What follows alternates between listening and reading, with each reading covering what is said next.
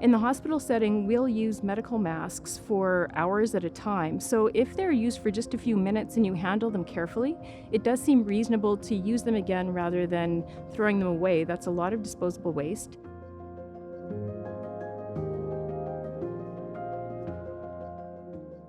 I actually usually keep my medical masks in an envelope or in a paper bag so that they can lose their moisture.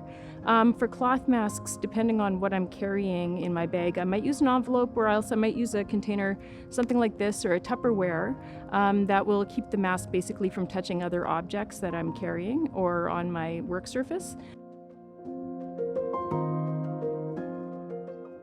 I think that there's a bit of a tendency for people to want to hang them off their face or off their ear or hang them off their rear view mirror. I don't like that particularly around the face because then you could inoculate your face with some material that you can then get onto your hands. And I also don't like the rear view mirror just from a pure safety and visibility point of view. People have wondered if the UV light in the car would actually help sterilize a mask, but actually not enough light gets through the windshield to do that.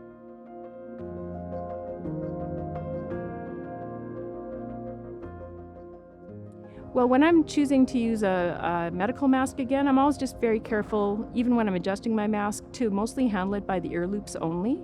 You don't want to touch the front of it because if you were unwittingly infected and you were breathing through this mask on your face, that's where the virus might concentrate. And if you're handling the front of the mask a lot, you might inoculate your hands and then touch high-touch surfaces.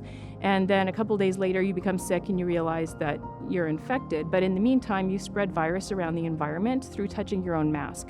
So it's best to just handle the ear loops, and after you handle your mask at any point, either adjusting it or taking it on or off, you should sanitize or wash your hands with soap and water.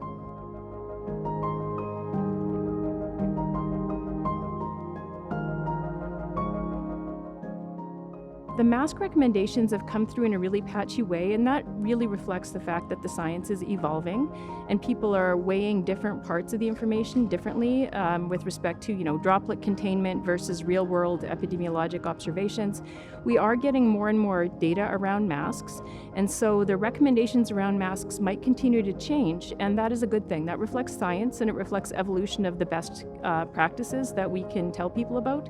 So just stay tuned about new recommendations because we might end up shifting the way we're recommending mask use.